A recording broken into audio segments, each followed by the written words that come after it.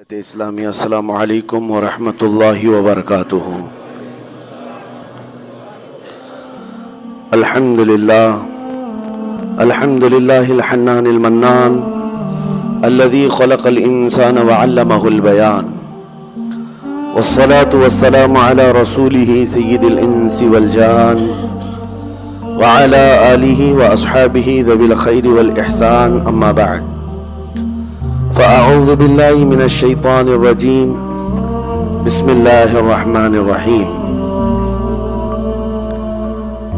قل إن كنتم تحبون الله فاتبعوني يحببكم الله ويغفر لكم ذنوبكم والله غفور رحيم، صدق الله مولانا العظيم۔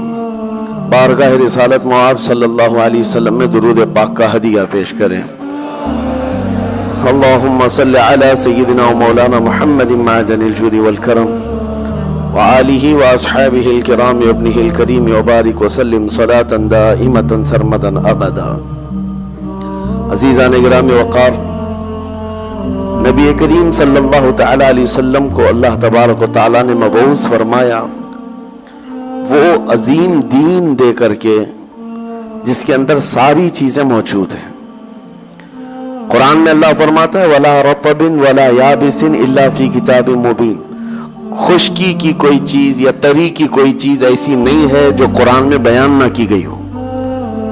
کمپلیٹ دین جس کو کہا جائے وہ صرف اور صرف اسلام ہے، اور قرآن پاک کمپلیٹ کتاب جس کے بارے میں شروعات میں ہی اللہ نے فرمایا ذَلِكَ الْكِتَابُ لَا رَيْبَ فِيهِ، یہ وہ کتاب ہے جس میں شک کی گنجائش ہی نہیں، اور بہترین لا جس کو کہا جائے قانون وہ قرآن پاک ہے۔ وجہ یہ ہے کہ دنیا کا جتنا بھی ٹیلنٹڈ آدمی ہو، ذہین آدمی ہو، ہے تو انسان، بہت ہی اعلیٰ دماغ کا آدمی بھی ہو، جب وہ قانون بنائے گا تو اس کا ذہن جتنی دیر تک چلتا ہے، جتنی دور تک چلتا ہے، اس حساب سے بنائے گا، اس کے زمانے کے حالات دیکھ کر کے بنائے گا۔ انسان لمیٹڈ دماغ رکھتا ہے، چاہے جتنا بھی عالی دماغ ہو، وہ اپنے زمانے میں موجود برائیوں کو روکنے کے لیے قانون بنائے گا، اور اچھائیوں کی طرف لے جانے کے لیے جتنی لمٹ ہو سکتی ہے اس کے قانون بنائے گا۔ لیکن اس انسان کو یہ نہیں معلوم کہ اگلے سالوں میں ہونے والا کیا ہے، اگلے سالوں میں کون سی برائیاں آنے والی ہیں، یہ اس کے دماغ میں نہیں ہے۔ تو دنیا کا کوئی اعلیٰ سے اعلیٰ دماغ رکھنے والا انسان بھی قانون بناتا ہے تو انکمپلیٹ قانون ہوگا۔ قانون وہی سب سے بہتر ہوگا جس نے پوری کائنات کو بنایا ہے۔ اس رحمان کو یہ اچھی خبر ہے کہ کل کیا ہونے والا ہے، قیامت تک کیا ہونا ہے، اور اس کے علاوہ انسان کی باریکیاں، اس کی ضروریات ایسی ہے کہ اس کا بنانے والا ہی بہتر جانتا ہے اس کے لیے کون سی چیز نفع بخش ہے، کون سی چیز نقصان دہ۔ مثال کے طور پر آپ ایسا تو نہیں ہوتا کہ واشنگ مشین خرید رہے ہیں اور پھر اس کے استعمال کرنے کا طریقہ جو ہے آپ جا کر کے موٹر سائیکل کی کمپنی سے پوچھتے ہو، بائک والی کمپنی سے پوچھتے ہو میری واشنگ مشین چلانے کے گائیڈز آپ دو، رولز آپ دو۔ اس کی فیلڈ الگ ہے، اس کی فیلڈ الگ ہے، اس کا کام الگ ہے، اس کا کام الگ ہے۔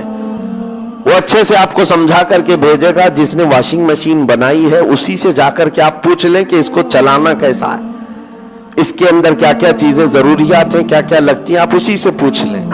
یہ تو دنیا کی ایک معمولی سی مثال میں آپ کے سامنے رکھ رہا ہوں، بلا تشبیہ و بلا تمثیل۔ انسان اس کائنات کا ایک ایسا مظہر ہے اللہ تعالیٰ کا جس کو سمجھتے سمجھتے لوگوں کو صدیاں بیت گئیں، پھر بھی آج تک انسان کو پورا کوئی سمجھ نہیں سکا۔ انسان پر ریسرچ کرنے والے کو ڈاکٹر کہا جاتا ہے۔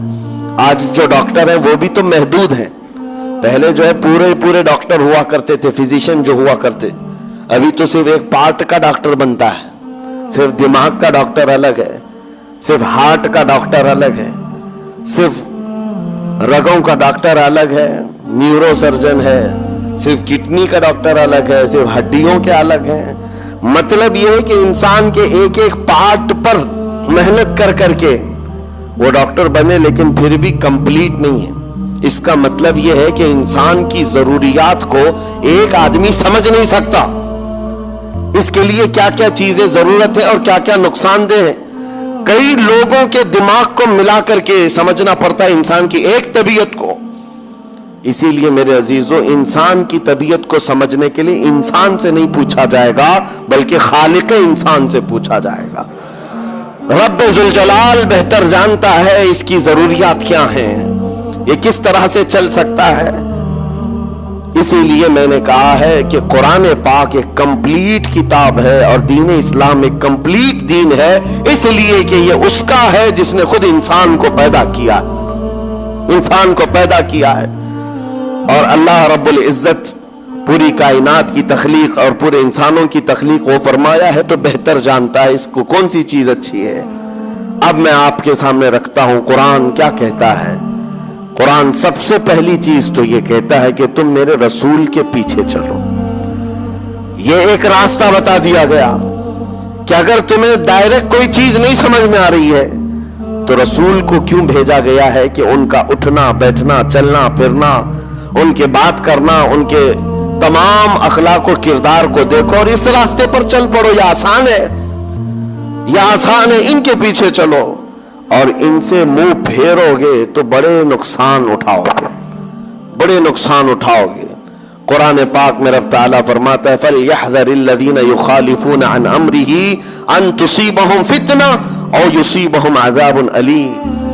اللہ فرماتا ہے لوگوں کو چاہیے، ایمان والوں کو چاہیے کہ میرے رسول کے حکم کی مخالفت کرنے سے بچیں، ورنہ کیا ہوگا. رب فرماتا ہے ان قریب وہ فتنوں میں مبتلا کر دیے جائیں گے یا دردناک عذاب میں گرفتار ہوں گے. حضور کی حکم کی مخالفت کرنے والا دو چیزوں میں مبتلا ہو جاتا ہے، یا تو فتنے میں مبتلا ہو جائے گا یا بڑے عذاب کا شکار ہو جائے گا. ایک بات میں آپ کو بتاتا ہوں تاریخ کی سچائی. احد کے میدان میں جنگ احد جو ہو رہی ہے یہ 3 ہجری میں کفار و مشرکین کی طرف سے لڑی جانے والی ایک بڑی جنگ تھی. جنگ بدر کے بعد، جنگ بدر میں 70 کافر مارے گئے تھے، 70 قیدی ہوئے تھے. اس کا بدلہ لینے کے لیے وہ آ گئے تھے مدینے پر چڑھائی کر کے. اور جب وہ مدینے پہنچے تھے، احد مدینے سے 5 کلومیٹر کا فاصلہ ہے. احد کے میدان کی طرف رسول کریم صلی اللہ علیہ وسلم جب چلے تو 700 صحابہ آپ کے ساتھ تھے. اب یہ بڑی آزمائش کا اور امتحان کا وقت تھا. نبی پاک صلی اللہ علیہ وسلم نے سب کی صف بندی کی. ذہن کو حاضر رکھیں، میں کیا چیز عرض کرنا چاہتا ہوں. سامنے 2000 کے قریب کافر ہیں اور یہاں 700 مسلمان ہیں. ان میں سے 50 اچھا تیر چلانے والے جو صحابہ تھے ان کو حضور پاک صلی اللہ علیہ وسلم نے ایک اونچے ٹیلے پر کھڑا کیا جس کو جبل رمات کہتے ہیں. آج بھی وہ ٹیلا موجود ہے، چھوٹی سی ایک پہاڑی. اور اس پر کھڑا کرنے کا مقصد یہ تھا کہ وہ لوکیشن ایسا تھا سامنے سے کوئی بھی آتا تو یہ اوپر کھڑے ہوئے آدمی تیر چلاتے وہ آگے بڑھ نہیں سکتا تھا. ظاہر سی بات ہے اوپر سے اگر کوئی تیر چلائے تو سامنے بڑھنا مشکل ہو جاتا. نیچے سے اوپر تیر جلدی جاتے نہیں، اوپر سے جلدی آ جاتے. تو یہ جنگی مہارت کا ایک مظہر تھا. حضور پاک صلی اللہ علیہ وسلم نے 50 تیر انداز صحابہ کو وہاں کھڑا کیا، لیکن ساتھ میں یہ فرمایا تھا جب تک میں نہ کہوں نیچے نہیں آنا. یہ جملہ یاد رکھیں. حضور نے فرمایا جب تک میں نہ کہوں نیچے نہیں اترنا. اب جنگ نیچے چل رہی ہے، دشمن سامنے ہیں، مومنین ادھر ہیں، اور لڑائی اس قدر سخت ہوئی کہ مومنین نے ان کو بھاگنے پر مجبور کر دیا. کفار و مشرکین کو غالب آ گئے اور وہ اپنا ساز و سامان سب چھوڑ کر کے بد کے ہوئے جانوروں کی طرح بھاگتے رہے. کون؟ کفار و مشرکین میدان چھوڑ کر بھاگ رہے تھے. اب جیسے ہی انہوں نے میدان خالی کیا تو جو مومنین یہاں پر موجود تھے انہوں نے اعلان کر دیا ہم فتح یاب ہو گئے، فتح ہو گئی. اب مال غنیمت جمع کیا جا رہا تھا. سب جب بھاگ گئے دشمن تو جنگ ختم ہو گئی. اوپر جو صحابہ کھڑے تھے تیر انداز انہوں نے کہا کہ اب چلو اترتے، جنگ ختم ہو گئی. بعض نے کہا نہیں، حضور نے فرمایا جب تک میں نہ کہوں نیچے نہ آنا. وہ صحابہ اکرام میں 2 جماعتیں ہو گئی. بعض صحابہ نے کہا نہیں، حضور کے فرمانے کا مقصد یہ تھا کہ جب تک جنگ نہ ہو جائے تب تک نیچے نہیں آنا، جنگ ختم ہو گئی، جب سارے لوگ مال غنیمت جمع کر رہے ہیں ہم بھی نیچے اترتے ہیں۔ اس بات پر جب صحابہ کرام میں بحث ہوئی تو 40 صحابہ نیچے اتر آئے، تقریباً 40 لوگ نیچے اتر آئے۔ 10 لوگ وہ کہے کہ نہیں ہم یہیں کھڑے رہیں گے، وہ کھڑے رہ گئے۔ لیکن ہوا یہ کہ بھاگے ہوئے کفار و مشرکین میں خالد بن ولید بھی تھے، اس وقت وہ ایمان لائے ہوئے نہیں تھے۔ انہوں نے 200 گھڑ سواروں کو ساتھ کیا، انہوں نے دیکھا کہ وہ لوکیشن خالی ہو چکا ہے جو ان کے لیے ڈینجر تھا، وہاں سے اتر گئے لوگ، تو گھوڑے دوڑاتے ہوئے بہت دور سے راؤنڈ مار کر کے پیچھے کی طرف سے آ کر کے 10 صحابہ جو کھڑے تھے ان کو شہید کر دیا۔ پہلے سب سے پہلے ان 10 کو ختم کیا، اور اس کے بعد پھر جو نیچے صحابہ تھے مال غنیمت جمع کر رہے تھے، اچانک حملہ کیا پیچھے سے، کفار و مشرکین پلٹ کر کے آئے، اچانک حملہ کیا، یہ سنبھل ہی نہیں پائے، اور جو بھاگے ہوئے تھے وہ بھی پلٹ کر کے آگے، ادھر پیچھے سے بھی آگے سے بھی، اس طرح سے پس گئے کہ اسی جنگ کے اندر 70 صحابہ کی شہادت ہوئی، جس میں بڑے بڑے صحابہ تھے، بڑے بڑے صحابہ۔ اور بہت عظیم تاریخ ہے یہ جنگ احد کی، اس کو بیان کرو تو رونگٹے کانپ جاتے ہیں۔ یہی وہ جنگ ہے جس میں حضرت امیر حمزہ کا سینہ چاک کر کے کلیجہ نکال کر چبایا گیا تھا۔ یہی وہ جنگ احد ہے جس میں حضرت عبداللہ بن جحش رضی اللہ تعالیٰ عنہ ایک صحابی ہیں جن کے پورے جسم کے 80 ٹکڑے کیے گئے تھے، اور کفار و مشرکین نے رسی میں ان کے ٹکڑے باندھ کر ہار بنا کر گلے میں پہنا۔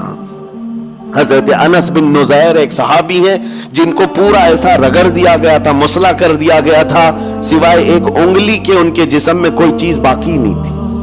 ان کی بہن نے صرف انگلی دیکھ کر کے پہچانا تھا کہ انس بن نزیر ہے، باقی جسم کا کوئی حصہ نہیں ملا تھا۔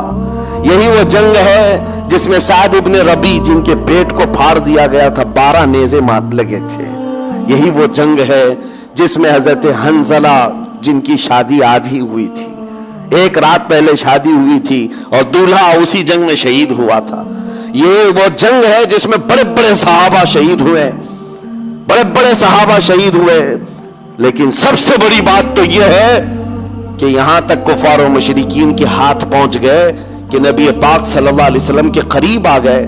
ایک ظالم نے لوہے کی ٹوپی جو جنگوں میں پہنی جاتی تھی وہ اٹھا کر حضور کے چہرے پر مارا، جس کی وجہ سے حضور پاک صلی اللہ علیہ وسلم کے رخسار، آپ کے گالوں سے ایک دانت لوہے کے اندر چلی گئی، اور حضور کے 2 دانت مبارک وہاں شہید ہوئے تھے، اور وہ دانت ایسے اندر چلی گئی تھی کہ نکالنا مشکل تھا، لوہے کی، جس کو حضرت ابو عبیدہ بن جراح رضی اللہ تعالیٰ عنہ نے اپنے دانتوں سے پکڑ کر کے کھینچا تھا حضور کے اس رخسار پر چبھی ہوئی دانت کو، اور جس کی وجہ سے حضور کے 2 دانت مبارک اس میں شہید ہوئے۔ یہ وہ جنگ ہے جس میں بڑا نقصان ہوا، 70 صحابہ، وہ بھی بڑے بڑے صحابہ شہید ہو گئے۔ کہنا کیا چاہ رہا ہوں میں کس لیے یہ جنگ احد کا ذکر کر رہا ہوں پتہ ہے آپ کو؟ بتاتا ہوں۔ اتنا بھاری جو نقصان ہوا، اس کے اسباب کیا تھے؟ ظاہر سی بات ہے جب جنگ میں خسارہ ہو تو نقصان اور خسارے کا سبب ڈھونڈنا ضروری ہے۔ تو مفسرین فرماتے ہیں حضور پاک صلی اللہ تعالی علیہ وسلم کی وہ ایک بات جو حضور نے فرمایا تھا جب تک میں نہ کہوں نیچے نہ آنا، صحابہ کرام نے اس بات کو ترک کیا جس کی وجہ سے 70 صحابہ کی جانیں گئی۔ لیکن یہ بات بھی میں بتاؤں، وہ صحابہ جو نیچے اتر آئے وہ ایسے نہیں ہے کہ حضور کی نافرمانی کرنے کی نیت سے آئے تھے، ان کے ذہن و دماغ میں یہ نہیں تھا کہ حضور نے جو کہا ہے وہ ہلکے میں لے لینا ہے، نہیں، وہ ان کی اجتہادی خطا تھی۔ انہوں نے یہ سوچا کہ حضور نے جو فرمایا وہ جنگ ختم ہونے تک کے لیے فرمایا ہے، جنگ ختم ہو گئی ہم اتر آئے ہیں۔ لیکن اس ایک خطا کی بنیاد پر اتنا بڑا نقصان، اسی لیے مفسرین فرماتے قرآن کی وہ آیت پڑھو، رب نے فرمایا میرے رسول کے حکم کی مخالفت کرنے سے بچو ورنہ فتنے میں مبتلا ہو جاؤ گے یا دردناک عذاب میں گرفتار ہو جاؤ گے۔ وہ تو صحابہ تھے، عظیم صحابہ تھے، جنہوں نے جان بوجھ کر کے کبھی رسول کی مخالفت کرنے کا سوچا ہی نہیں، پھر بھی نقصان اٹھائے۔ اور آج دنیا حضور کو جان بوجھ کر کے مخالفت کر رہی ہو, حضور کے احکام کو پیٹ پیچھے ڈال دیے ہو, تو 70 کیا 70 لاکھ جانے جائیں گی. آج تو بڑا نقصان اٹھانا ہوگا. اس بڑے نقصان کا ایک سب سے بڑا سبب یہ ہے رسول پاک کے احکام کی مخالفت. حضور پاک صلی اللہ تعالی علیہ وسلم کے جو شریعت طاہرہ کے احکام ہے اس کو چھوڑ کر کے جانا. ایک حدیث میں آپ کو سناؤں تو آپ کو اندازہ ہوگا کہ دین کیا ہے جس پہ ہم چل رہے, وہی دین ہے یا نہیں. ہم سب کو سوچنے کی ضرورت ہے. ہم ٹوپیاں لگا کر کے ہفتے میں ایک مرتبہ جھک جائیں تو اسی کو دین سمجھتے ہیں ہم, یا صرف کپڑوں کا نام دین ہے, صرف داڑھی کا نام دین ہے. اسلام کس کا نام؟ میرے آقا صلی اللہ علیہ وسلم فرماتے ہیں لا یؤمن احدکم حتی یکون ہواہ تبعا لما جئت بہ